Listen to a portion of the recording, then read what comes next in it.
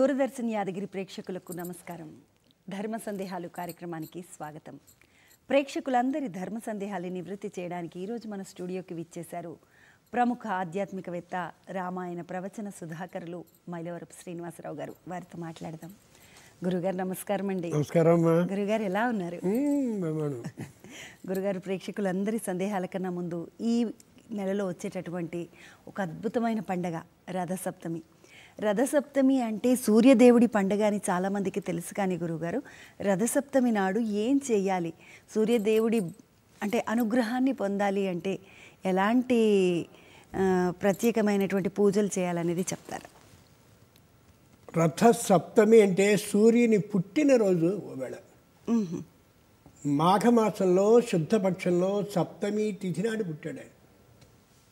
అంచేత ఏం చేయాలంటే ప్రత్యక్ష భగవానుడైనటువంటి సూర్యుడు ఉదయించడానికి ముందే ఓ గంట ముందు సంపూర్ణంగా స్నానం అంతా చేసి శుచి అయిన వస్త్రాలన్నింటినీ ధరించి 12 మార్లు ఆదిత్య హృదయ స్తోత్రాన్ని పఠించాలి. 12 మార్లు. ఆ ఉండేటటువంటి ఎవరైతే చదివారో వాళ్ళు మాత్రమే ఓ చక్కనైనటువంటి కొత్త కుండని తెచ్చి 3 రాళ్ళు దాని కింద పెట్టి దాంట్లో ఆవు పాలని పోసి అడుగున చక్కనైనటువంటి మంటను పెట్టి ఎవరైతే 12 మార్లు పఠించారో వాళ్ళు మాత్రమే ఆదిత్యాయ నమః అంటూ ప్రదక్షిణాకారంగా వస్తూ కొద్ది కొద్దిగా బియ్యం చొప్పున పోయాలి. ఒక పెద్ద ముత్తైదుని పిలిచి చక్కగా దాన్ని అలా తిప్పుతూ ఉంటే పోయవలసిన నెయ్యి, బెల్లము ఇంకవన్నీ పోస్తే అమోఘమైనటువంటి క్షీరాన్నం అంటే పాలతో కూడిన అన్నం సరిగ్గా అవుతుంది. సూర్యుడు అలా ఉదయిస్తూ ఉన్నటువంటి వేళ అందరూ అలా ఆయనకు ఆరగింపుని చేయాలి నైవేద్యాన్ని.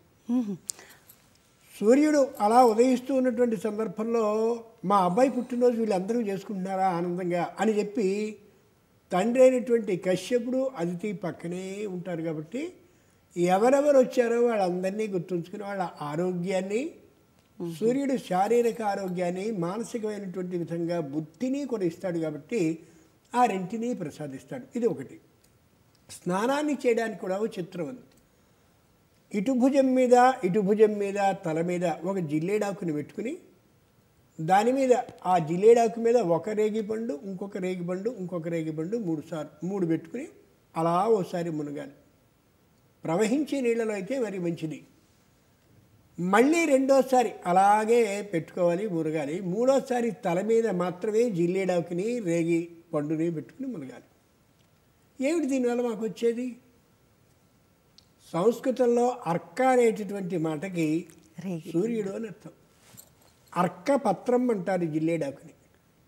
అంచేత 1, 2, 3, 4, 5, 6, 7 సూర్యుని యొక్క సంఖ్య అయినటువంటి ఆ సప్తమి నాడు ఈ 7 జిల్లేడాకుల్ని 7 ఆ పైన ఉండేటటువంటి రేగిపళ్ళని పెట్టుకుని ములుగుతూ, ఓ సూర్యభగవానుడా, నీకు సరిపోయినటువంటి ఆకారంలో ఎర్రని రంగులో గుండ్రని ఆకారంలో ఉన్నటువంటి అర్కఫలాన్ని, ఈ అర్కపత్రాన్ని పెట్టుకు స్నానం చేస్తాను అని మామూలుగా చెప్పడం దానిలోని భావం. ఏమిటి దీనివల్ల లాభం?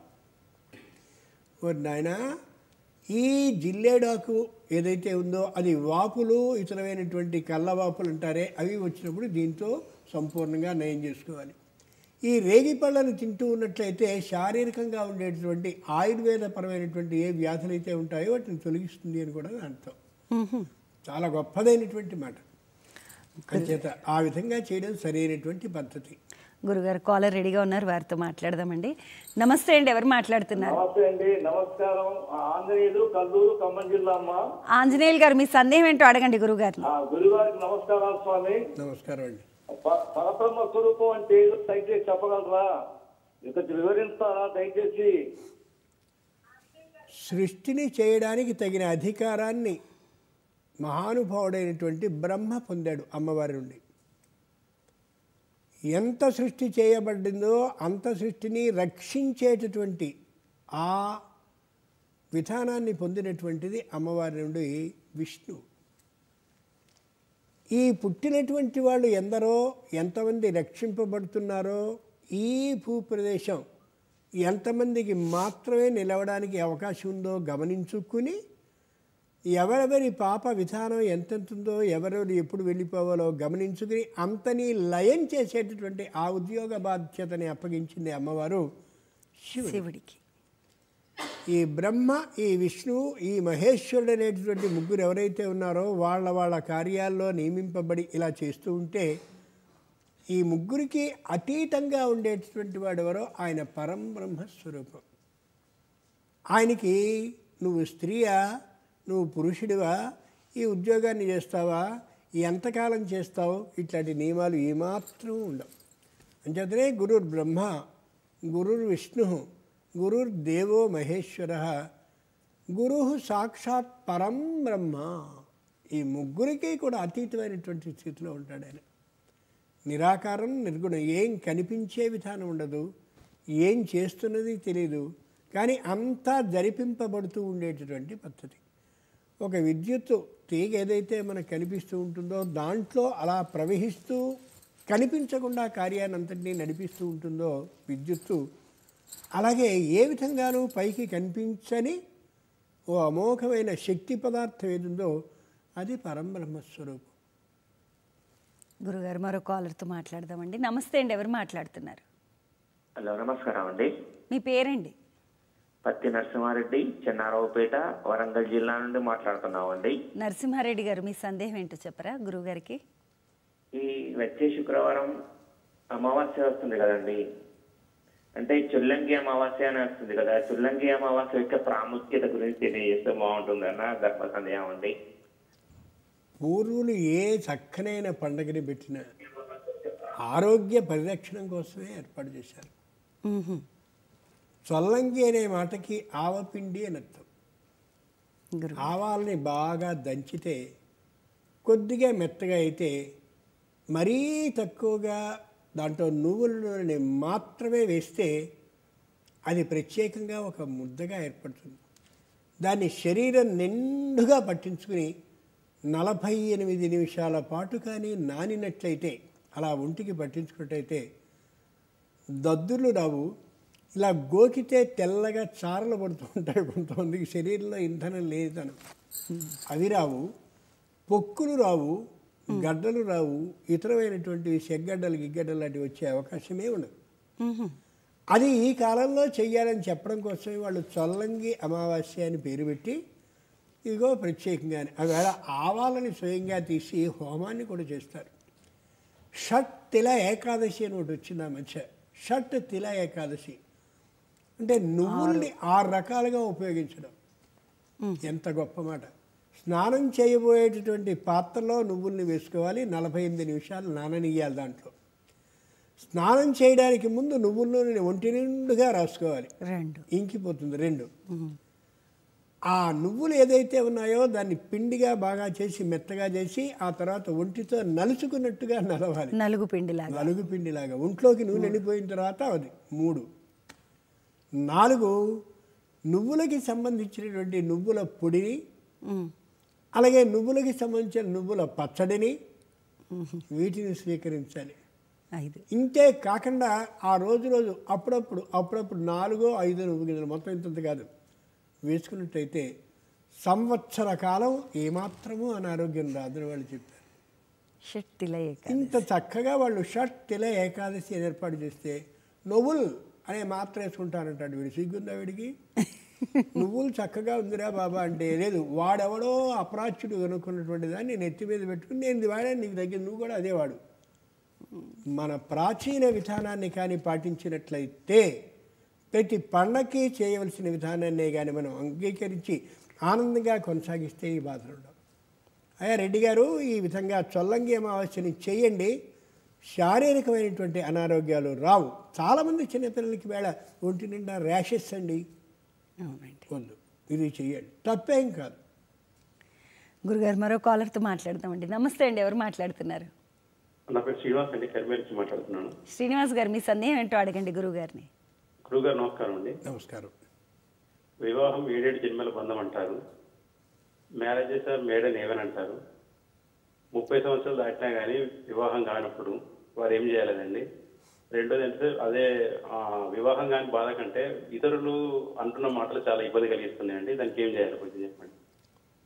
ప్రాచీనులు దేనికైనా సరే ఒక పరిష్కార మార్గాన్ని చెప్పారు. విశ్వాస సంపదాం మూలం. యథార్థమైనటువంటి విశ్వాసం నమ్మకంగా ఉంటే పని జరుగుతుంది అని. నిజంగా వివాహం కానిటువంటి వానికి 2 పరిష్కారాలు చెప్పారు. ఎవరైతే గోవుని దానంగా స్వీకరించి ఆ ఆవు పాలని స్వయంగా పితుక్కుని రోజు నిత్య అభిషేకాన్ని శివునికి చేస్తారో అలాంటి వానికి గోదానం ఇవ్వమన్నారు. ఇచ్చినట్టయితే ప్రతినిత్యం ఇదిగో ఫలాని గోత్రం, ఏదో పశుపాల గోత్రం, ఇదిగో ఈ గోత్రం సంబంధించినటువంటి వాడు, ఇదిగో వీరికి ప్రత్యేకంగా నేను అభిషేకాన్ని చేస్తున్నాను వారు చేస్తారు. ఆ విధంగా గోవుని దానాన్ని కానీ అమ్మేసేవాడు కాదు, స్వయంగా నిత్యాభిషేకం చేసేవాడికి ఇచ్చినట్టయితే అది తప్పక వివాహాన్ని కలిగించే అవకాశాన్ని ఇస్తుంది. 1. 2, గోష్ఠం అంటారంటే ఆవులన్నీ ఉండేటటువంటి గోశాల. గోశాలలో ఒక రాత్రి నిద్రించినట్లయితే ఎలాగండి పేడ అది అంతా విపరీతమైన వాసన, అది దోమలు గేములు. చక్కనైనటువంటి దోమతరిని కట్టుకుని అమోఘమైనటువంటి విధంగా ఏ విధంగానూ ఇబ్బంది కలగకుండా ఉండేలాగా ఈ కాలపు మొత్తం వేసుకుని సువాసన ద్రవ్యాలన్నింటినీ వేసుకుని ఒక రాత్రి కానీ నిద్రించినట్లయితే దుఃఖం ఉన్నటువంటి అయ్యో ఇన్ని సంవత్సరాలు వచ్చినా వివాహం కావడం లేదు నాకనే బాధతో, మానసికమైన బాధతో ఆవు కళ్ళలోకి కానీ చూసినట్లయితే రాని ఇంకా వివాహం కావటం లేదా, నేను చేస్తానని సర్వవాంఛిత నువ్వు అనుకున్నటువంటి కోరికలను తీరుస్తుంది. ఇలా చేసిన వాళ్ళు ఉన్నారు, వివాహాన్ని పొందినటువంటి వాళ్ళు ఉన్నారు. ఇది ప్రత్యేకంగా చెప్పబడ్డటువంటి విధానం. ఇక వివాహం కాకపోతే కావేశబద్ధమాంగల్య సూత్రశోభిత కంతరా. ఇదే మగైనా ఆడైనా వివాహం కానిటువంటి వాళ్ళైతే నిరంతరం పఠించడం అలవాటు చేసుకుంటే అనుమానం లేకుండా 6 నెలల్లో వివాహం అవుతుంది. ఎలా చేస్తామండి, మేము ఎవరి చేతనే చేయించండి, మా అమ్మాయి బదులు నేను చేయించండి అడుగుతుంటారు ఆడవాళ్ళు. నీకు తేలు కుడితే నువ్వు మంది తీసుకోవాలి తప్ప ఆవిడేం చేస్తుంది. ఇలా నమ్మకం ఉండి చేయండి. అయిన వాళ్ళు ఉన్నారు వివాహం, నేను ప్రత్యక్షంగా చెప్తున్నాను, అలా జరిగిన వాళ్ళు ఉన్నారు కాబట్టి తెలియజేస్తున్నాను. మరో కాలర్తో మాట్లాడదామండి. నమస్తే అండి, ఎవరు మాట్లాడుతున్నారు? నమస్కారం, నా పేరు లక్ష్మీనరసింహ స్వామి, హైదరాబాద్. స్వామి గారు మీ సందేహం ఏంటో అడగండి గురువు గారిని. గురువు గారు నమస్కారం. నమస్కారం అండి. అయ్యా, మహాభారతంలో పాండవులు ధర్మబద్ధంగా వాళ్ళకు రావాల్సిన 5 ఊళ్ళన్నా కనీసం ఇమ్మని అడిగారు. ఇవ్వనన్నప్పుడు కృష్ణ పరమాత్ముడు నాయన ఇది కాదు మనం యుద్ధం చేయాలి అని యుద్ధం దిశగా నడిపించారు. ఈ కాలంలో మనకు ధర్మబద్ధంగా రావాల్సిన వాటి గురించి మనం పోరాటం చేస్తే చివరికి యుద్ధము ఇది దీనివల్ల నష్టం తప్ప ఇంకేమైనా మిగులుతుందా అనే ఒక సందేహం. దీన్ని ఏ రకంగా మనం చూడాలి?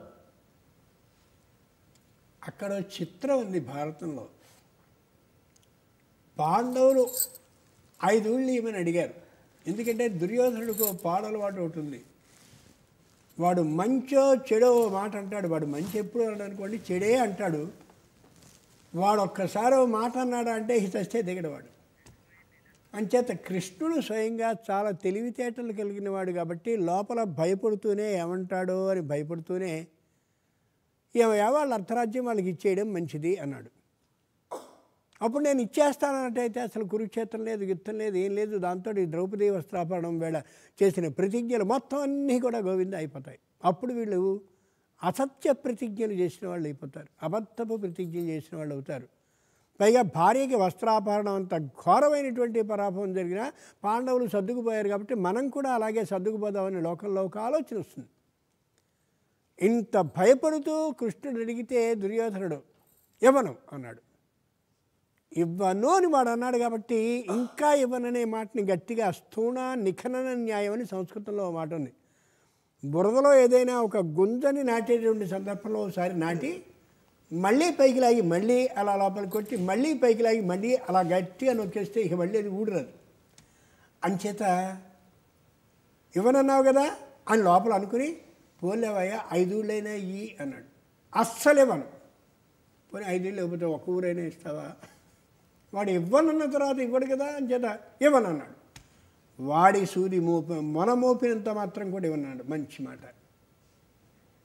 కృష్ణుడు రాయబారానికి వెళ్ళింది యుద్ధం చేయించడానికే తప్ప ఏ విధంగానూ వాళ్ళిద్దరికీ సంధి చేద్దామనే ఆలోచన ఏమాత్రము కాదు. భారతాన్ని అలా అర్థం చేసుకోవాలి.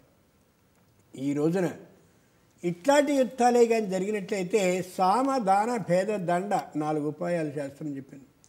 మొట్టమొదట సామం, తర్వాత దానం, తర్వాత భేదం, తర్వాత దండం. అప్పుడు న్యాయస్థానం ద్వారా శిక్షింపబడడం మాత్రమే జరగాలి. ఇక్కడ ఇంకో మాట చెప్తాను. ద్రౌపది వస్త్రాపహరణం ఎంతమంది జరిగింది, ఎంతమంది ముందు జరిగింది? మొత్తం ఉన్నటువంటి కౌరవులు అందరూ ఉన్నారు, హస్తిపురంలో ఉన్న వాళ్ళు అందరూ కూడా ఉన్నారు. అందరి ఎదురుగా ద్రౌపది వస్త్రాపహరణం ఆమె యొక్క అశుచిగా స్త్రీలుండే 3 రోజుల్లోనూ మొదటి రోజు భయంకరమైన నీచ స్థితిలో ఉంటే జరిగింది. దీన్ని అందరూ చూశారు. శిక్ష ఎప్పుడు పడింది? 13 ఏళ్లకు పడింది. భారత కాలంలో ద్వాపరయుగంలో తప్పు ఎదురుగా అందరి ముందు జరిగినప్పటికీ కూడా శిక్ష 13 సంవత్సరాల తర్వాత పడింది. ఆ తరువాత ఏమవుతుంది? కలియుగం ఇంకా అసహ్యకాలం కాబట్టి చాలా కాలం పడుతుంది, తప్పదు. అంచేత దానికి స్థిరపడి ఉండమని చెప్పింది భారతం. గురుగారు మరో కాలర్తో మాట్లాడదామండి. నమస్కారం అండి, ఎవరు మాట్లాడుతున్నారు? నమస్తే మేడం, నా పేరు హేమంత్ కుమార్, వరంగల్ నుంచి మాట్లాడుతున్నాను. హేమంత్ గారు, మీ సందేహం ఏంటో అడగండి గురువుగారిని. నమస్కారం గురుగారు. నమస్కారం. గురుగారు, హనుమంతుల వారు మహాపరాక్రమవంతుడు, బుద్ధిశాలి, సర్వ విద్యాపారంగతుడు అయి ఉండి కూడా రాముల వారికి వారి కార్యం చేయడం, వారి యొక్క పాదదాసులు కావడానికి కారణం ఏమిటో తెలియజేయండి గురుగారు. రాముల వారికి సేవ చేయడానికి, వారి పాదదాసుడు కావడానికి కారణం ఏంటో తెలియజేయండి. గుణైర్దాస్యముపాగత. రామచంద్రమూర్తి, నేను నీ గుణాల కారణంగా దాసుడయ్యాను. స్వయంగా కిష్కింధ రాజ్యాన్ని వాలిని చంపిన తర్వాత ఆ రాజ్యం తనదే అవుతుంది. ఇంచేతంటే ఎక్కడైనా ఒక మృగాన్ని ఒక యోధుడు చంపినట్టయితే ఎవరు చంపారో ఆ మృగం ఆ చంపినటువంటి వాడిదే అవుతుంది. వాలిని చంపాడు, వాలి చేతిలో కిష్కింధ రాజ్యం మొత్తం ఉంది. దాన్ని స్వయంగా రామచంద్రుడే తీసుకుని నేను అనుభవిస్తాను అన్నట్టయితే ఆంజనేయుడు దాసుడై ఉండేవాడు కాదు. సుగ్రీవ, నువ్వు తీసుకో రాజ్యాన్ని అని స్వయంగా పట్టాభిషేకాన్ని చేయించాడు. అలాగే రావణాసురుడి లంకకి వెళ్ళాడు. వెళ్ళిన తర్వాత స్వయంగా రావణాసురుడికి సంబంధించిన రాజ్యాన్ని, అనుభవిస్తున్నటువంటి రాజ్యాన్ని తాను రావణుడిని జయించాక విభీషణ, ఇది నీకు రాజ్యం అని అంతకు ముందే, ఇంకా గెలవక ముందే పట్టాభిషేకం చేశాడు. ఏమిటి లక్షణం? ఎక్కడైనా చిన్నదైనటువంటి చిన్న స్థలం కానీ మనకు వస్తుంది అంటే ఎన్నెన్నో కాగితాలని సృష్టించేసి ఏదేదో చేసి ఇవాళ చూస్తున్నాం మనం. మొత్తం అంతా ఇచ్చేశాడు. అంతేకాదు, పురా భ్రాతహనస్స మాతరంతే సముద్వహన్ మాతామహే సమాశ్రౌషి రాజ్యశుల్కమనుత్తమం. రే భరతస్వామి, మన నాన్న ఏ దశరథ మహారాజు ఉన్నాడో ఆయన స్వయంగా మీ అమ్మకి ఇలా చెప్పాడు, ప్రతిజ్ఞ చేశాడని చేత నేను నీకు ఇచ్చేస్తా రాజ్యం, నాకొద్దు. ఎవడైనా అంటాడు అలాగా? అంత ఆ రాజ్యం విషయంలో, ఆస్తి విషయంలో, సంపాదన విషయంలో, సంపద విషయంలో ఏమాత్రమూ ఇష్టం లేకుండా రామచంద్రమూర్తి ఉండడం చేత అవి విన్నాడు, వెనుక జరిగినవి విన్నాడు. కిష్కింధ నుండి జరిగినవి స్వయంగా కనులతో కన్నాడు. గుణైర్దాస్యముపాగత, కేవలం నేను అయ్యాను, దాసుడయ్యాను. దాస అనే పదానికి అర్థం ఏంటంటే నిస్వార్థంగా సేవ చేయడం అని. మా పెళ్ళిళ్ళ బ్యూరో ద్వారా ఇంతమందికి మేము వివాహం చేసామని సన్మానం చేయించుకోవడం సరైంది కాదని నేను అంటా, కోపం వచ్చినా సరే. ఎందుకంటే దానికి ఇంత కాజేస్తున్నావు, అంతేకాక మళ్ళీ కట్నంలో ఇంతని పేచీ పెడుతున్నావు. పెళ్లిపీటల దగ్గరికి వచ్చి కూడా పేచీలు పెట్టినటువంటి వాళ్ళు నేను చూశాను. వీళ్ళు కాదు. ఆయన దాసుడు సీతమ్మని జాడ తెలియజేయడం కోసం రామచంద్రమూర్తి నాకేమిస్తావు అని చెప్పి అడగల, ప్రాణానికి తెగించి స్వయంగా పని చేశాడు. అది దాస్యం అంటే. దాస్యము అంటే అది నిస్వార్థంగా ఒకరికి సాయం చేయడం ఏదైతే ఉందో ఆ సాయం చేసే తీరుని దాస్యం ఉంటారో, అలా చేసేవాడిని దాసుడు ఉంటారు. అంచేత ఆంజనేయుడు అలా చేశాడు. గురుగారు మరో కాలర్తో మాట్లాడదామండి. నమస్కారం అండి, ఎవరు మాట్లాడుతున్నారు? నమస్తే గురువు గారికి నమస్కారం అండి. నా పేరు బాసు, హైదరాబాద్ నుంచి మాట్లాడుతున్నానండి. చెప్పండి, మీ సందేహం ఏంటో చెప్పండి గురువు గారికి. గురుగారు నమస్కారం. నమస్కారం గురుగారు, ఒక చిన్న సందేహం ఏంటంటే, ఇప్పుడు పునర్జన్మ అంటారు కదండి గురుగారు, పునర్జన్మ అంటారు. ఈ పునర్జన్మ దానికి ఇప్పుడు చాలా మంది బాడీస్ అవి కూడా డొనేట్ చేస్తున్నారు. ఈ డొనేషన్స్ అంటే అయిన తర్వాత పునర్జన్మ కాన్సెప్ట్ మరి దీనికి ఏమైనా ధర్మం అంటే దానికి ఏమి రిలేషన్ ఉంటుంది, ఎలా ఉంటుంది అంటే దీని తర్వాత మన మనిషికి ఎలా వస్తుందండి బాడీ డొనేట్ చేసిన తర్వాత అన్న ఒక చిన్న సందేహం అండి. ఓకేనండి. ఒక్క మాట ఉందండి, వైద్యానికి సంబంధించినటువంటి పరీక్షల కోసమని తన శరీరాన్ని ఇవ్వడం అనేది ఈవేళ ప్రారంభమైంది కాదు. పూర్వం కూడా ఆ ధన్వంతరి కాలంలో కూడా అట్లా తమ శరీరాన్ని త్యజించినటువంటి వాళ్ళు ఉన్నారు. అలాగని చెప్పి అలాగే అందరూ చేయాలని కాదు. ఈవేళ వైద్య పరీక్షల కోసం ఏదైతే ఒక శరీరాన్ని కోరుతున్నారో ఆ శరీరం ఇచ్చేవాడు డబ్బు తీసుకుంటున్నాడు, శరీరాన్ని తీసుకునేవాళ్ళు కూడా ఏదో ఇంత కొనుక్కుని దాని మీద ఎంతెంతో సంపాదిస్తూ ఉన్నారు. ఇది కాదు, నిస్వార్థంగా శరీరాన్ని ఎవరైతే ఇస్తారో అది కూడా రోగులకి సంబంధించినటువంటి ఆ విధానాన్ని అంతటినీ పెంచడం కోసం, అలాగే వాళ్ళ వైద్యాన్ని సరిచేసి ఆ రోగ విధానం తొలగించడం కోసం చేసిన వారికి ఇచ్చారు. దధీచి అనే మహానుభావుడు వెన్నెముక ఇచ్చాడు. మనం జాగ్రత్తగా పరిశీలిస్తే మహర్షులు అలా చేసినవి చాలా కనిపిస్తాయి. అలా ఉచితంగా చేసినటువంటిది ఏదైనా ఉన్నట్లయితే అప్పుడు అతనికి చక్కనైనటువంటి పుణ్యమో మోక్షమో కలుగుతుంది తప్ప వెళ్ళిపోతూ శరీరం అలాగే అనవసరంగా పోతుంది కాబట్టి ఇంతకు అమ్మేద్దాం అని చుట్టాలు కానీ వాడు కానీ చేసినట్టయితే ఏమాత్రము కాదు. గురుగారు, ఇప్పుడు పునర్జన్మ అంటే మళ్ళీ జన్మ, మరు జన్మ అనేది ఉంటే ఈ జన్మలో బాడీని అలా డొనేట్ చేస్తే మళ్ళీ జన్మలో ఏంటి పరిస్థితి అని అడిగి తప్పు కాదు. ఇంచేత అతను చేసేది ఎందుకని తన శరీరాన్ని కొంతమంది వైద్యాన్ని నేర్చుకోవడానికి ఉన్నటువంటి వాళ్ళ సహాయార్థం ఇస్తున్నాడు తప్ప ఉన్నాడు కదా. కానీ ఎలాగో పోతుంది కదా శరీరాలు తగలబెట్టే దాని బదులు ఇవన్నీ తీసుకుందాం 10,000 తీసుకుంటే నరకమే వస్తుంది తప్ప పుణ్యం మాత్రం రాదు. ఇవాళ చాలామంది రక్తాన్ని అమ్ముకునేవాడు ఉన్నారు. రక్తాన్ని వీడు ఎంతకో అమ్మితే దాన్ని మళ్ళీ ఇంకా చేసి వాడమ్మేవాడు ఉన్నాడు. వీళ్ళందరూ తింటే ఒకటే చత్వార సంభాగిన, ఈ నలుగురు మహాపాపానికి పోతారు తప్ప అలా కాదు. కష్టంలో ఉన్నటువంటి వాడు రక్తం పోయినటువంటి వాడికి నిస్వార్థంగా ఇచ్చేటైతే అది ధర్మం. బాగా ఆలోచించగలరు. గురుగారు మరో కాలర్తో మాట్లాడదామండి. నమస్కారం అండి, ఎవరు మాట్లాడుతున్నారు? హలో, శుభోదయం అమ్మా, సుజాత. అమ్మ సుబ్బలక్ష్మి గారు, మీ సందేహం ఏంటో అడగండి గురుగారిని. గురువుగారు నమస్కారం అండి. నమస్కారం అండి. గురువుగారు పాదాభివందనాలు మీకు. సౌభాగ్యవతి భవ, సంతోషం. అది ఒక సందేహం గురువుగారు. హాయ్. శ్రీరామచంద్రమూర్తి వారిని నీలమేఘశ్యాముడు అంటారు, ఆ కృష్ణ భగవాన్ని నల్లవాడు అంటారు. వీరికి ఈ రంగు ఎందుకు వచ్చింది చెప్పవలసిందిగా కోరుతున్నాను గురువుగారు. మీరు ఎప్పుడూ మంచి ప్రశ్నలు అడుగుతారు, నాకు అది సంతోషం. ఇలా అడిగేవాళ్ళు ముందు నాటికి ఎంతమంది ఉంటారా అని కూడా అనిపిస్తూ ఉంటుంది ఒక్కోసారి చూస్తే. మొత్తం అన్నిట్లోకి అమోఘమైనటువంటిది పంచభూతాల్లో జలం అండి. యోపమాయతనం వేద. మీరు ఒక్కసారి జాగ్రత్తగా మంత్రపుష్పాన్ని చూస్తే నీళ్లు నీళ్లు నీళ్లు, నీళ్ళ గురించే ప్రశంస. అంచేతనే ఆయన పేరు నార అయనః. నారాహ ఆపహ అయనం స్థానం యస్యసో నారాయణ. మహానుభావుడైనటువంటి శ్రీ మహావిష్ణువు జలంలోనే ఉంటాడు.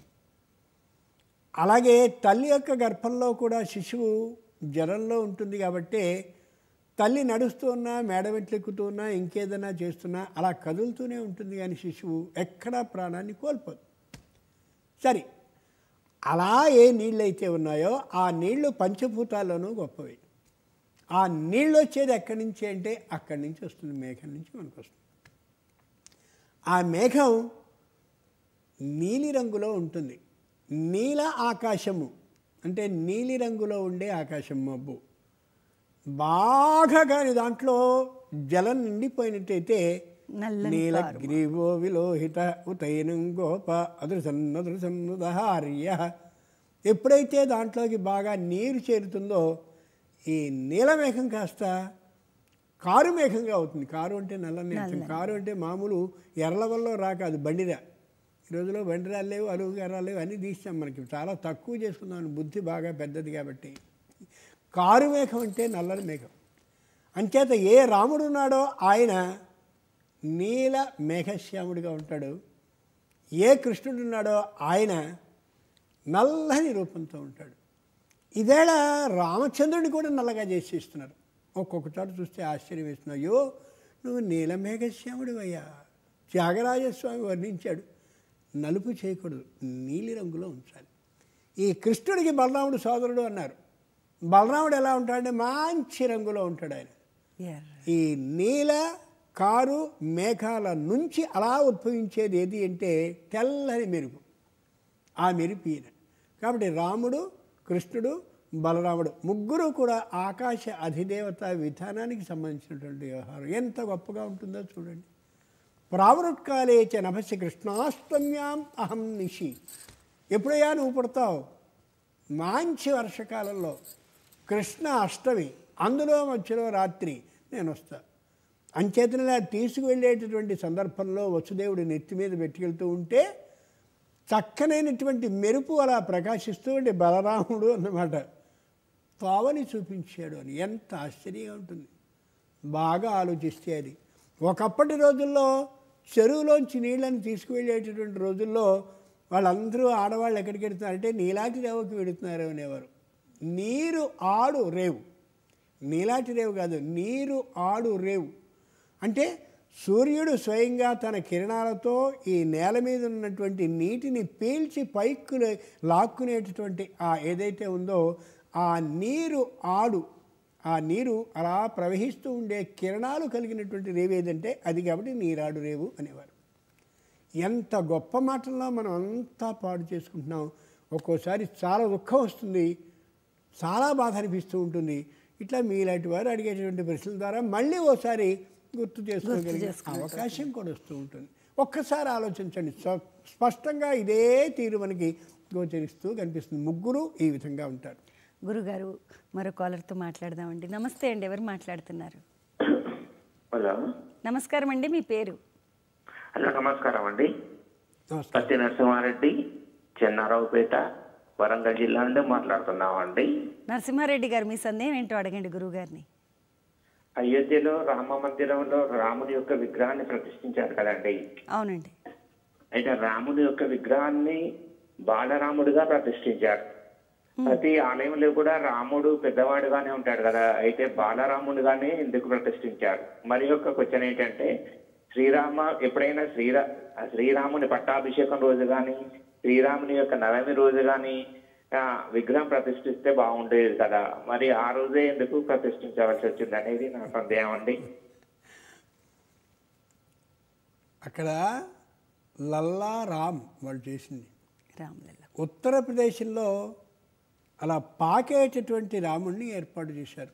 495 సంవత్సరాల సుదీర్ఘమైనటువంటి పోరాటం సాగాక మనం ఎంతో అదృష్టవంతులం కాబట్టి మన కళ్ళతో మనం చూస్తూ ఉండగా మన రామాలయాన్ని మనకి నిర్మించుకోగలిగిన అవకాశాన్ని పొందగలిగాం. ఎంతమంది ప్రాణాలు కోల్పోయారో. అయోధ్యకి వెళ్ళినప్పుడు ప్రత్యేకంగా ఒక వీధి ఉంటుంది. ఈ వీధిలో ఎంతమంది చచ్చిపోయారనేందుకు వీలుగా ప్రత్యేకమైన పేరోటి కనిపిస్తూ ఉంటుంది. ఆ వీధికి చాలా దుఃఖం అనిపించింది ఆ రోజున. అందుకని ఆ ప్రత్యేకమైన వారి విధానం ప్రకారం అలా ఏర్పాటు చేశారు. నిజానికి చెప్తే కృష్ణుడికి బాల్యం ఉంది, రామునికి బాల్యం లేదు. ఉచిత్వా ద్వాదశ సమా ఇక్ష్వాకూణాం నివేశనే, 12 ఏళ్ళు సుఖంగా మేమున్నాం సీతమ్మ అంటుంది. రామచంద్రుడు కూడా తతశ్చ ద్వాదశే మాసే, 12వ నెలలోనే ఇక్కడి నుంచి బయలుదేరి వెళ్ళాడు. పుట్టడము 12వ నెలే. అయోధ్యకి ఉన్న తర్వాత కూడా ఆయన గుర్తింపు కూడా 12వ నెలలోనే విశ్వామిత్రుడు వచ్చి తీసుకెళ్ళాడు. అంచేత 12 అనే ఏ విధానం అయితే ఉందో అప్పటి వరకు రాముడి యొక్క బాల్యం గీల్యం ఎక్కడ కనిపిస్తుంది మనకి. గత్వా సౌమిత్రి సహితో నావిజిత్య నివర్తతే, ఎక్కడైనా వెళితే లక్ష్మణస్వామిని ముందు చేసుకుని వెళ్ళేవాడు, గెలిచి వచ్చేవాడు తప్ప రామునికి బాల్యం లేదు. వాళ్ళ విధానం ప్రకారం వాళ్ళకు ఉంది, చక్కగా చేశారు, సంతోషించాం. ఏ రామచంద్రమూర్తి అయితే ఉన్నాడో ఆయన ఈ రోజునే ప్రతిష్ఠింపజేశాడు అనేదానికి ప్రత్యేకమైన వ్యాసం ఒకటి నేను రాశాను, ప్రచురితమైంది కూడాను. చాలా పెద్దదైన విశేషం. అంచేత దాన్ని చెప్పడం మనకి ఇన్ని ప్రశ్నలు రావాలనే చిన్న విధానం ఉంది కాబట్టి చెప్పలేకపోతున్నాను తప్ప తెలియక మాత్రం కానే కాదు. ఒక్క ముక్క మాత్రం చెప్పి వెళ్ళిపోతాను. ఏ పుష్యమాసం అయితే ఉందో శూన్యమాసం అది మనుష్యులమైనటువంటి మనకి శూన్యమాసం, ఏ శుభ కార్యక్రమాలు చేయడానికి వీలు కాని మాసం. కానీ ఏ పుష్యమాసం అయితే ఉందో అది దేవతలందరికీ కూడా శూన్యమాసాలు సంపూర్ణ మాసాలు. అంచేత అక్కడ ప్రతిష్ఠ చేశారు. ఎంత అద్భుతమైన ఆలోచన ఇది. అలా చూస్తే మొత్తం 18 ముఖ్యమైనటువంటి అంశాలు కనిపిస్తాయి. చాలా అద్భుతమైనటువంటి ముహూర్తంలో నిర్ణయించారు కాబట్టే చేయాలని ఒక్క ప్రత్యేకమైన కారణం అంటే ఒక పైస కూడా ఎవరి నుంచి ఏం తీసుకోకుండా అన్ని 100 కోట్లు అలా వచ్చి పడుతూనే ఉన్నాయి. ఏ రోజుకు ఆ రోజు అలా వస్తూనే ఉన్నాయి. పైగా ఒక పైస కూడా దర్శనానికి ఏమాత్రమూ తెలుసుకోకుండా అలా స్వయంగా ఉచిత దర్శనమే అందరి భక్తులకి కలుగుతోంది, భోజనంతో సహా. గుర్తుంచుకు చూసుకోవాలి. కేవలం ముహూర్త బలం తప్ప మరొకటి ఏమాత్రం కాదు. గురుగారు మరో కాలర్తో మాట్లాడదామండి. నమస్కారం అండి, ఎవరు మాట్లాడుతున్నారు? సార్ మీ పేరండి? మీ వాయిస్ సరిగ్గా వినబడట్లేదు సార్, బయట ఉన్నట్టున్నారు. వేరే కాల్ తీసుకుంటే సార్. హలో,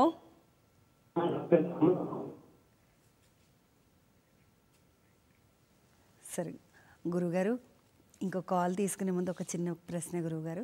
ఈ మధ్యకాలంలో మొన్నటి వరకు అంతా ఏంటంటే గురుగారు, పెళ్ళైన 25వ సంవత్సరం వచ్చింది. ఈ 25 సంవత్సరాల పండుగ, పెళ్ళై 25 ఏళ్ళు అయింది కాబట్టి 25 ఏళ్ల పండుగ జరుపుకోవాలి, మళ్ళీ ఇంకో 25 ఏళ్ళు ఉంటామో ఉండమో ఇలాంటి ఆలోచనలు చాలామందికి ఉండేవి గురుగారు. ఇప్పుడు ఏంటంటే మా నాన్నగారు చనిపోయి 25 ఏళ్ళు అయింది, మా తాతగారు చనిపోయి 25 ఏళ్ళు అయింది. ఆ 25 ఏళ్ల పండుగను చేసి 25 ఏళ్ళు చనిపోయిన తర్వాత 25 ఏళ్ళు అయింది కాబట్టి 25 ఏళ్ల పండుగని చేసి ఆ పండగ రోజున ఆ తాతగారికి సంబంధించినో లేదా నాన్నగారికి సంబంధించిన స్నేహితులకో బట్టలు పెట్టడము, పెద్దగా కార్యక్రమాన్ని చేసుకోవడం, అందులో వీళ్ళు ఎగరడము, ఇలాంటివన్నీ చాలా చేస్తున్నారు గురుగారు. అంటే ఇలాంటి సాంప్రదాయం మనకు ముందు ఉండిందా? అలాంటిది ఏదైనా చేసుకోవచ్చా, అసలు చేసుకోకూడదా? డబ్బులు బాగా ఉండేసరికి వచ్చేటటువంటి ఆచారాలమ్మా ఇవన్నీ. ఓ పక్క తప్పు ఎక్కడా ఇంత ముందు వరకు ఎవరూ చేయలేదు అని అంటే 10 మంది చుట్టాలు వస్తారుగా, వాళ్ళకి భోజనాలు పెడతాం కదా, వస్త్రాలని పెడతాం కదా, తప్పని ఎందుకన్నాడు ఆయన అంటారు. ఒప్పు అని అన్నాం, అందుకున్నాం. నాలాంటి మధ్యతరగతి వాడు చేయగలడా? చూసారా, ఆయన కబుర్లు చెప్పాడు, ప్రవచనకర్త అంటారు, అదంటారు ఇదంటారు. చూడండి 25 ఏళ్ళకి ఏం చేశాడు ఆయన. ఇది ఎంత ఆశ్చర్యకరమైన కాలంలో పడ్డామో మనం గుర్తుంచుకోండి. ఇది చేసిన తర్వాత ఇంకొక ఆవిడ వాళ్ళ ఇంట్లో చూడు 25 ఏళ్ళకి ఎంత బ్రహ్మాండంగా చేశారు, కళ్యాణ మండపం అద్దెకి తీసుకుని 3 లక్షల రూపాయలు పెట్టి చేశారు. అవునండి, నువ్వెందుకు చేయవు అంటుంది. ఇది వచ్చి పాపం ఈయన తలకి నొప్పి కాదు. ఇది శాస్త్రంలో ఉన్నది మాత్రమే చేయి, శాస్త్రంలో లేనిది చేయకు. ఒకవేళ నీకు ఇష్టం ఉన్నట్టయితే ఆవేళ వైదికమైన కర్మ మరింత ఎక్కువగా చేయి. మీ నాన్నకి ఏది ఇష్టమో, లేదు పోయిన మీ అమ్మకి ఏది ఇష్టమో. ఆయన పూర్వం రోజుల్లో వైలిన్ వాయించి సంపాదించి బతికించినవాడు, లేదా నెత్తి మీద బట్టల మోపుని పెట్టుకుని పాపం అలా మూటను పెట్టుకుని అలా తిరిగి సంపాదించినవాడు. మీ నాన్న ఏ విధంగా సంపాదించి మీ కుటుంబాన్ని ఇలా పెద్దది చేసి ఈవేళ 10 అంతస్తుల మేడను కట్టుకునేలా చేశాడో ఆయనకి ఇష్టమైన దాన్ని చేయించు.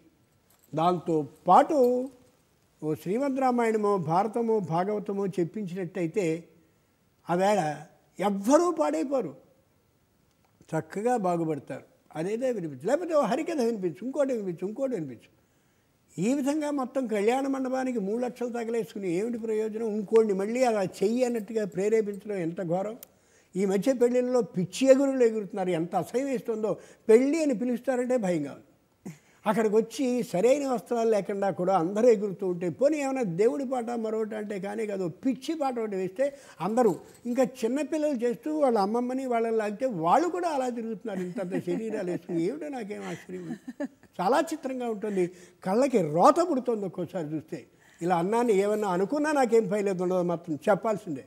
గురువు గారు మరో కాలర్ రెడీగా ఉన్నారండి, వారితో మాట్లాడదాం. నమస్తే అండి, ఎవరు మాట్లాడుతున్నారు? హలో, నమస్కారం అండి, మీ పేరు? నా పేరు మోహన్ సార్, హైదరాబాద్ నుంచి మాట్లాడుతున్నాను. మోహన్ గారు, మీ సందేహం ఏంటో అడగండి గురువు గారిని. గురువు గారికి నమస్కారం అండి. నమస్కారం. గురువు గారు, ఇప్పుడు మనం ఒకసారి ధరించిన ముత్యాలు పగడాలు వాటిని మళ్ళీ శుద్ధి చేసుకుని వాటితో అష్టోత్తనామ పూజ కానీ దేవునికి చేయొచ్చండి. ఒకవేళ చేసుకోవచ్చంటే ఎలా శుద్ధి చేసుకోవాలి? మౌక్తికాలు అలాగే పగడాలు అనేవి కేవలం దైవ మందిరంలో పెట్టి వాటితో ప్రత్యేకమైనటువంటి అక్షమాలగా ఉపయోగించుకుని చేసుకునేందుకే ఉపయోగిస్తారు. మెడలో కానీ వేసేసుకునేటట్లయితే మనం అన్ని సందర్భాల్లోనూ దాన్ని మెడలోనే ఉంచుకుంటాం కాబట్టి దానికి ఈ అమోఘమైన తాపసిక శక్తి ఉండదు, అంటే తపస్సు చేసుకునేటువంటి శక్తి ఉండదు. దాన్ని ఏదో విధంగా శుద్ధి చేసుకోవాలంటే మనం నీళ్ళో పాలో ఇంకోటో ఏదో చేసామనుకోండి, ఏవైనా ఒకసారి వాడబడినవే అవుతాయి. కాబట్టి తెలియక ఒకవేళ పొరపాటు చేసినట్లయితే పాలతో పూర్తిగా అభిషేకం చేసిన తర్వాత ఇంకొకసారి మళ్ళీ ఆ దైవమందిరంలోంచి తీసుకోకుండా ఉండేటైతే ఒకసారికి ప్రాయశ్చిత్తానికి పనిచేస్తుంది. కానీ అస్తమానం దాంట్లో పాలతో శుద్ధి చేసేయడం మళ్ళీ వేసేసుకోవడం అది సరైనటువంటి విధానం కానీ కాదు. ఆ విధంగా చేసినట్టయితే మౌక్తికాలంటే ముఖ్యాలు పగడాలు కూడా వాడచ్చు. అంచేతనే పూర్వం రోజుల్లో వాళ్ళు ప్రత్యేకంగా 108 కాకుండా 54 పెట్టుకుని ఒకటి పెట్టేవారు, దేవుడికే వేసేవారు. ఈ అమోఘమైనటువంటి అంటే ఈ ఆ నుంచి క్ష వరకు ఉండేటువంటి అక్షరాలతో ఏర్పాటు చేయబడ్డ ఏ మంత్రం అయితే ఉంటుందో ఆ మంత్రంతో చేయబడ్డటువంటి శక్తి నిండిన ఆ మాలని దేవుడి దగ్గరే ఉంచేవారు. ఇది నీదేనయ్యా అని. అంటే నేను చేసిన తపశ్శక్తిని తుభ్యమహం సంప్రదే నమమ్మ, నీకే ఇచ్చేస్తున్నాను అని మళ్ళీ మనం వేసుకోవడం సరికాదు. గురుగారు మరో కాలర్తో మాట్లాడదాం. గురుగారు నమస్కారం అండి, ఎవరు మాట్లాడుతున్నారు? హలో నమస్కారం అండి, మీ పేరు? నమస్తే మేడం, నా పేరు నీలకంఠ, హైదరాబాద్ నుంచి మాట్లాడుతున్నాను. మీ సందేహం ఏంటో అడగండి గురుగారిని. నీలకంఠ గారు. గురుగారు నమస్తే. గురుగారు నమస్కారం అండి. గురుగారు చిన్న సందేహము. ఈ భక్త జయదేవుడు గీత గోవిందం రాసినట్టు చెప్తున్నారు కదా, అందులోని ఈ అష్టపదులు కూడా ఉన్నాయా? మన ఘంటసాల గారు గానం చేసామని నేను తర్వాత ఈ భక్త జయ వృత్తాంతం కొంచెం క్లుప్తంగా తెలియజేయండి గురుగారు. అష్టపదులన్నీ ఆయనే రాశారు, ఎంత గొప్ప విధానంలోనూ రాశారు. శృంగారం ఏదైతే ఉందో ఆ శృంగారాన్ని భక్తిపరంగా చేయాలని, భక్తిని శృంగారపరంగా చేయాలని అద్భుతమైన ప్రక్రియను కొనసాగించిన మహానుభావుడు ఆయనే. మనం మామూలుగా ఏదైనా సరే ఓ భక్తి సంగీతానికి సంబంధించి పాడుతూ ఉన్నప్పుడు భక్తిగానే కనిపిస్తూ ఉంటుంది. కానీ శృంగారాన్ని భక్తితో సమన్వయించి చెప్పాడు ఆయన. అమ్మా రాధమ్మ, కృష్ణుని ముఖంలోనికి ఎంత చక్కగా చూస్తున్నావు, కృష్ణుడు ఎంత ఆనందపడుతున్నాడో నీ ముఖాన్ని దగ్గరగా తీసుకోవాలని, నీ నుదుటి మీద చుంబించాలని ఎంత ఆనందపడుతున్నాడు అని ఇలా ఉంటుంది పాట. దాన్ని చూస్తే అనిపిస్తుంది సినిమా పాట కంటే ఏమిటి దీంట్లో తేడా అనే ఊహ వస్తుంది. కానీ సంపూర్ణమైనటువంటి భక్తిలో నిమగ్నమైనటువంటి వాడు కానీ ఆ దృష్టితో చూస్తే అందులో శృంగారభావం ఉండదు, చాలా గొప్పగా ఉంటుంది. అలా గమనించగలిగేటటువంటి తీరుని నేర్పడం కోసం జయదేవుడు ఈ విధమైన విధానం రాశాడు. తన భార్యలో కూడా సంపూర్ణమైనటువంటి భక్తిభావాన్ని చూడగలిగిన ఉత్తమ స్థాయి కలిగిన విధానంతో రాశాడు. కాబట్టి ఆయన రాసిన పాటలన్నీ అలా లోకంలో చాలామందికి కొనసాగుతూ వస్తున్నాయి, వెడతాయి కూడా. మనకి వెంకటేశ్వర సుప్రభాతాన్ని కూడా చూసామనుకోండి, ఖచ్చితంగా శృంగారభావమైనటువంటివి కనిపిస్తాయి శ్లోకాలు. ఏమిటిది కాదు, అంతే. అమ్మా నీ స్థానాలు ఎంత పెద్దగా ఉన్నాయి అని ఉంటుంది. ప్రతి స్తోత్రంలో 2-3 శ్లోకాలు అలా ఉంటాయి. చూసారండి ఎలా రాశారో? కాదు. చిన్నపిల్లలైనటువంటి వాళ్ళు అమ్మని చూసేది నాకు పాలున్నాయా నిండుగా అన్నట్టుగానే చూస్తారు. ఇంట్లో పిల్లలు వచ్చినప్పుడు అమ్మా వండుతున్నావా, పిండి వంట బాగా పెట్టావా, అదేది ఇది నాకే కదా అని అడుగుతాడు వాడు. అలాగే అమ్మని చూసినప్పుడల్లా పిల్లలైన వాళ్ళు మా అమ్మ నిండుగా చక్కటి పాలున్నాయి నేను తాగడానికి అని ఆనందపడతారు. కాబట్టి అమ్మని వాళ్ళు ఆ ప్రదేశాన్ని చూసినప్పుడు నేను జీవించడానికి కావలసినటువంటి వస్తువు ఉన్నటువంటి పదార్థం ఉన్నటువంటి ప్రదేశము అని అనుకుంటారు. భావనలోనే మార్పు ఉంటుంది, అది ఒకటి గుర్తుంచుకోవాలి. మన ఊహని బట్టి ఆలోచన ఉంటుంది తప్ప మరొకటి మాత్రం కాదు. అలా శృంగారాన్ని కూడా భక్తిపరంగా, భక్తిలో కూడా శృంగారం ఏమాత్రం లేకుండా ఉండేలా చేయగలిగిన కొత్తదైనటువంటి విధానాన్ని ఆవిష్కరించిన వాడు భక్త జయదేవుడు. గురుగారు మరో కాలర్తో మాట్లాడదామండి. నమస్తే అండి, ఎవరు మాట్లాడుతున్నారు? నమస్కారం అమ్మా, నా పేరు నరసింహ శర్మ. శర్మ గారు, మీ సందేహం ఏంటో అడగండి గురుగారిని. అదే అయ్యా, ఇప్పుడు వ్యాస భారతం అది ఇతిహాసం కదా, చిన్న 2 ధర్మ సందేహాలమ్మా.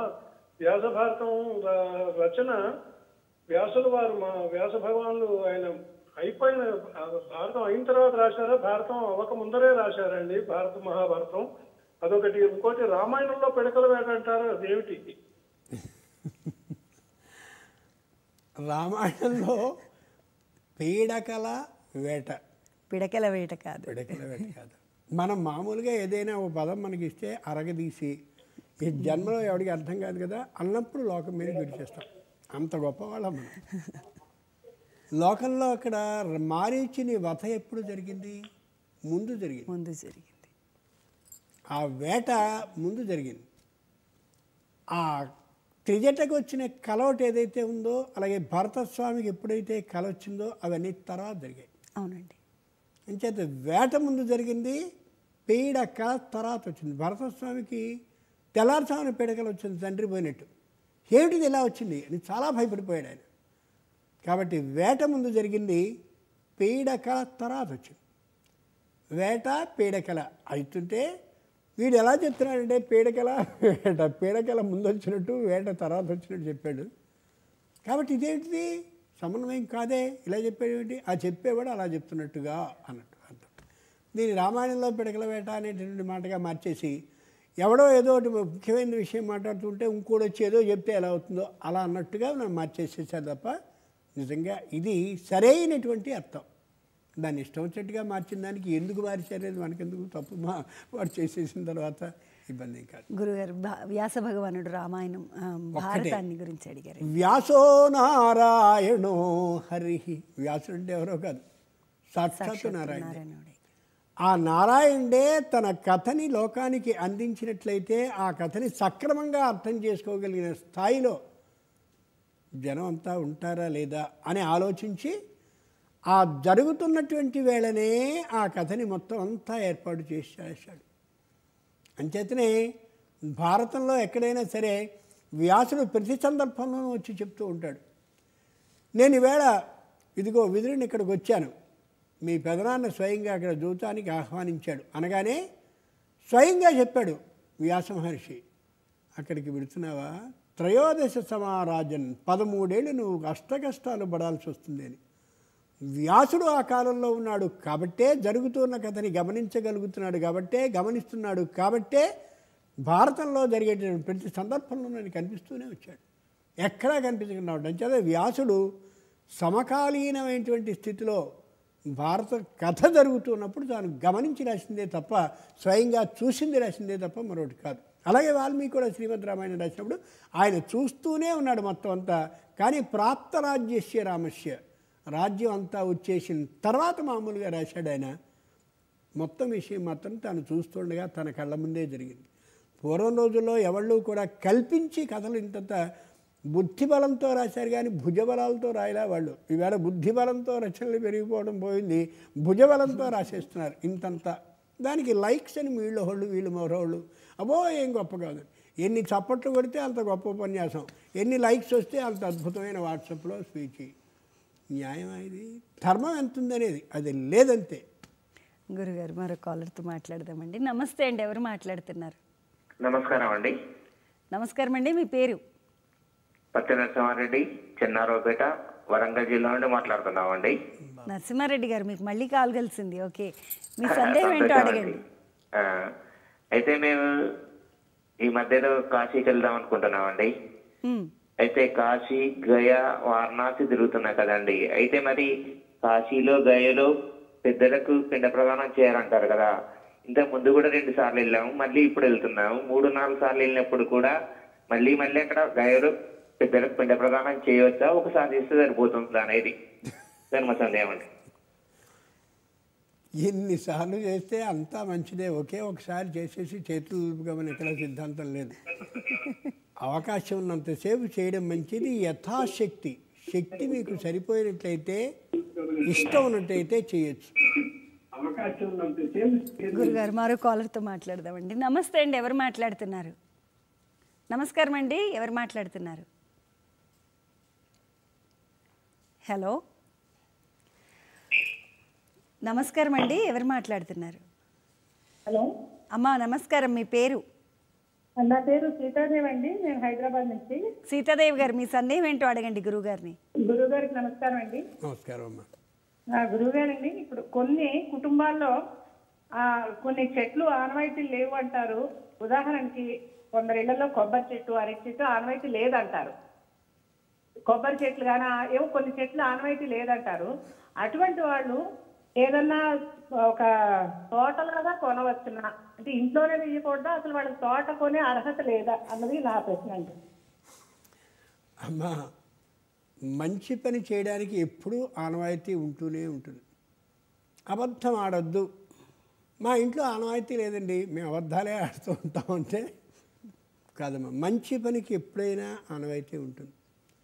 ఎక్కడో ఎవరో ఇంట్లో కొబ్బరి చెట్టు వేసినటువంటి సందర్భంలో ఎవరికో అనారోగ్యం జరిగో ఏదో జరగరానటువంటిది ఏదో జరిగి ఓ దుర్వార్త వినడమో జరిగితే దాన్ని ఓ భయంకరమైన విషయంగా భావించి చేయడం తప్ప ఇది వీళ్ళు చేయకూడదు అది వాళ్ళు చేయకూడదు అనే నియమం ప్రత్యక్షంగా ఏ విధంగానూ ఉండదు. కాకపోతే ఒకటి మాత్రం శాస్త్రం చెప్పిన మాట, ఏ నక్షత్రం వాళ్ళు ఏ చెట్టుని పెంచినట్టయితే ఎంత అభివృద్ధి చెందుతారో చెప్పింది తప్ప ఈ నక్షత్రం వాళ్ళు ఈ చెట్టుని కానీ పెట్టినట్టయితే వంశనాశనం అయిపోతుంది అట్లాంటి వాక్యాలు వాళ్ళు ఎప్పుడూ అన్నారు. అంచేత శుభ్రంగా నిశ్చయంగా చేసుకోండి. పూర్వం రోజుల్లో నాకు తెలిసిన మా చిన్నప్పటి రోజుల్లో ఓ 100 ఎకరాల ఆసామిగా ఉన్నట్లయితే ఒక 5 ఎకరాలు దేవుడికి రాసేసేవాడు. దాని మీద వచ్చే ఫలసాయం నీదని. ఓ కొబ్బరి తోట ఉన్నట్లయితే ఇదిగోనే ఈ 3 కొబ్బరి చెట్లు నీకు అని అలా దైవానికి ప్రత్యేకంగా ఫలసాయాన్ని ఇచ్చేస్తూ ఉండేవారు. మీకు ఆ అనుమానము భయమే కానీ ఉన్నట్లయితే, దైవం మీద సంపూర్ణ విశ్వాసం కూడా ఉన్నట్లయితే, మీరు తీసుకునే కొబ్బరి చెట్లో తోటలో మీ కులదైవం ఎవరో ఉంటారుగా, ఇలువేలు పంటారు, ఆయనకు 2 చెట్లో ఒక చెట్టో మీ శక్తిని బట్టి మీ మనస్సుకు సంబంధించిన ఆలోచనని బట్టి ఇవ్వండి. ఏ విధమైనటువంటి ప్రమాదము కలగదు. గురుగారు మరో కాలర్తో మాట్లాడదామండి. నమస్కారం అండి, ఎవరు మాట్లాడుతున్నారు? అండి. నమస్కారం అండి, మీ పేరు? పేరు మంజుల. మంజుల గారు, మీ సందేహం ఏంటో అడగండి గురుగారిని. మంజుల గారు ప్లీజ్ ఫోన్లోనే మాట్లాడండి. మంజుల గారు మీరు సందేహం అంటే మాకు ఇక్కడ షాపులు ఉన్నాయండి, కొంచెం వీధి పోటు ఉండి అమ్ముతలేవు. షాపులు ఉన్నాయి, వీధి పోటు ఉంది, అమ్మడవట్లేదు. వీధి పోటు అమ్మడం కష్టం అవుతుంది గురుగారు. వాస్తు విధానం ప్రకారం వీధి పోటు ఉండడం సరికాదు అని చెప్పారు. అంచేతనే ఏం చేసేవారంటే పూర్వం రోజుల్లో, ఇప్పటికీ కొందరు పాటిస్తున్నారు, విష్ణువు రక్షణని కలిగించేటటువంటి వాడు కాబట్టి ఆ విష్ణువుకి సంబంధించినటువంటి శుక్లాంబరధరం విష్ణువు కాబట్టి విష్ణువు యొక్క రూపమైన ఆ వినాయకుడిని మామూలుగా వీధిపోటుకి ఎదురుగా ఉండేటటువంటి ఇంటి పెద్ద గోడ మీద పెట్టి ఊరికే పెట్టేసి ఆ వినాయకుడు చూసుకొని మా పని అయిపోయింది అనడం కాకుండా నిత్యం దీప ఆరాధనని చేస్తూ ఉండేవారు. అక్కడ చేస్తే నువ్వు విష్ణు స్వరూపుడివి కాబట్టి, రక్షించే లక్షణం కలిగిన వాడివి కాబట్టి, వీధిపోటు ద్వారా మా ఇంటికి సంక్రమించవలసిన ఉపద్రవం ఏదైనా ఉంటే నువ్వు ఆ కష్టం రాకుండా మమ్మల్ని రక్షించు అని ఎప్పుడు ఆయనకి దీపారాధన చేస్తూ ఏదో ఒకటి ఫలమో మరొకటో నివేదన చేస్తుంటే చేస్తాడు. ఏదో వినాయకుడి విగ్రహం పెట్టేయమంటే పెట్టేస్తామంటే సిమెంట్ తెచ్చేస్తాం 500తో అక్కడికి అయిపోతుంది తప్ప ఈరోజు ఇదంతా మేము అక్కడ పడతాం. అసలు వీధిపోటు అనేది లౌకికంగా ఆలోచిస్తే వేళ వాహనాలు మామూలుగానే పెడుతుంటేనే తలకిందులు అయిపోతున్నాయి. విపరీతమైన వేగంతో వచ్చినటువంటి వాడు ఆ వేగాన్ని ఆపుదల చేసుకోలేకపోతే ఏమవుతుంది, ఇంట్లో వాళ్ళకి గుద్దుకునే ప్రమాదం ఉంటుంది కదా. అందుకోసమని లౌకికంగా వీధిపోటు సరికాదు. వాస్తు ప్రకారం అయినట్లయితే ఏ వాస్తు పురుషుడైతే పడుకుంటాడో ఆయన శిరస్థానం అది అవుతుంది కాబట్టి, తల ఉండే స్థానం అది అవుతుంది కాబట్టి ఆ వీధిపోటు అనేది సరికాదు అని పెద్దలు చెప్పినటువంటి మాట. దాని ప్రకారం అలా చేయడం మంచిది. గురుగారు మరో కాలర్తో మాట్లాడదామండి. నమస్తే అండి, ఎవరు మాట్లాడుతున్నారు? హలో నమస్కారం అండి, మీ పేరు? నమస్తే అండి. మీ పేరండి? నా పేరు శివయ్య అండి. శివయ్య గారు కొలకొంటండి. శివయ్య గారు మీ సందేహం ఏంటో అడగండి గురువు గారిని. నమస్తే అండి నమస్తే అండి. శివయ్య గారు మీరు ఫోన్ లో మాత్రమే మాట్లాడండి. నేను కొలకొండ నుంచి మాట్లాడుతున్నానండి. నాకు చిన్నతనం నుంచి పూజ చేసుకుంటూ అలవాటు. అయితే నేను ఈ మధ్య మోకాళ్ళ నొప్పులతో పూజ చేయలేకపోతున్నానండి. కూర్చోలేకపోతున్నాను. డైలీ నేను పొలం వెళ్ళేటప్పుడు కానీ వచ్చేటప్పుడు కానీ ఓం నమస్తే అనుకుంటా ఉంటా మనసులో. దానివల్ల మనకి ఏమైనా అభ్యంతరం అండి? మీరు చేసేది చాలా మంచి పని, చాలా చాలా మంచి పని. పూర్వం రోజుల్లో మహర్షులైనటువంటి వాళ్ళు ప్రత్యేకంగా అక్కడ కూర్చొని కొబ్బరికాయలు, అరటిపళ్ళు, హారతివి ఇవి అన్నీ పుచ్చుకుని బయలుదేరి వెళ్ళేవాళ్ళు కాదు. తావలో వెళుతున్నంతసేపు కూడా వాళ్ళ ఇష్టమైన దైవానికి సంబంధించిన ఒక నామాన్ని తీసుకుని జపాన్ని చేస్తూనే ఉండేవారు. కలవు సంకీర్తనాన్ముక్తి, అదే అలా అనుకుంటూ ఉండండి. కొంతమంది పాటలు పాడతారు, కొంతమంది ఇచ్చేస్తారు. మా చిన్నప్పుడు మామూలుగా పొలాలకు వెళ్ళేటువంటి సందర్భంలో పొలానికి వెళ్ళినట్లయితే చూస్తూ ఉంటే అక్కడ ప్రవహించేటటువంటి చిన్న పిల్లకాలు బోధి ఉంటే ఆ బోధిలో నీళ్ళు తీసుకుని సూర్యుడికి అర్ఘ్యాన్ని కూడా విడిచేవారు మీలా ఆ రైతులైనటువంటి వారు. మీరు చేసేది నమశివాయ జపం అలా చేయండి అమోఘంగాను. ఎప్పుడైతే 25 లక్షల మార్లు నమశివాయ మంత్రం అయిపోతుందో మీ లెక్కటదు, అప్పుడు మీకు ప్రత్యేకంగా అద్భుతమైన మార్పు కలిగి తీరుతుంది. అంటే చేస్తూనే ఉండండి తప్ప మానద్దు. అది అభ్యంతరం ఏం కాదు. తప్పని ఎవరైనా చెప్పినట్లయితే ఖచ్చితంగా చెప్పండి. ఇట్లాంటిది చెప్పొద్దు, అలా తప్పని చెప్పకు, నువ్వు చేయగలిగితే, లేకపోతే మానేసేయి తప్ప నాకు ఇట్లాంటి చెడు ఉపదేశాన్ని మాత్రం చేయొద్దని గట్టిగా చెప్పండి. గురుగారు మరో కాలర్తో మాట్లాడదామండి. నమస్తే అండి, ఎవరు మాట్లాడుతున్నారు?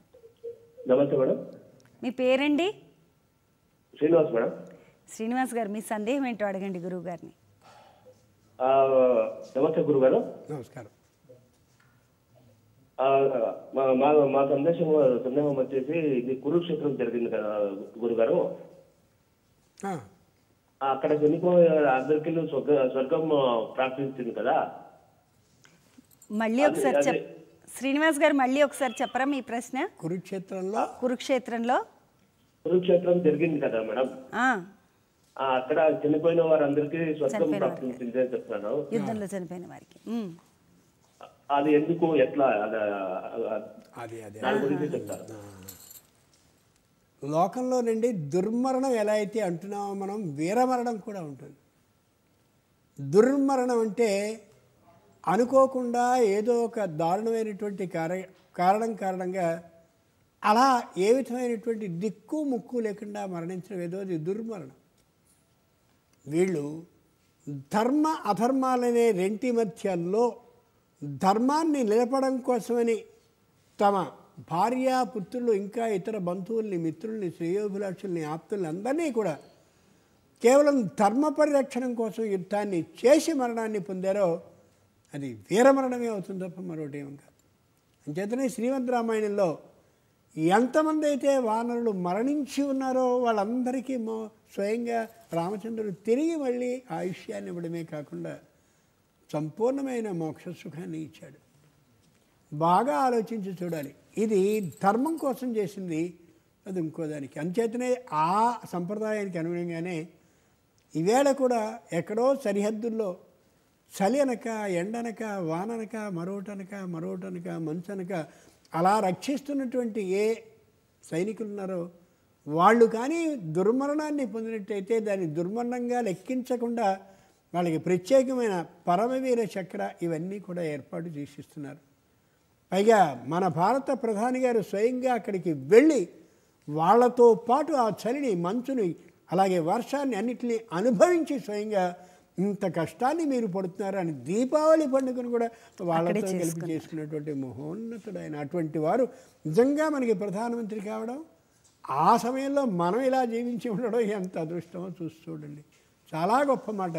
నేను అద్వానీ గారికి కూడా భారతరత్న ఇచ్చారంటే ఎంత గొప్పదైనటువంటి గుర్తింపు.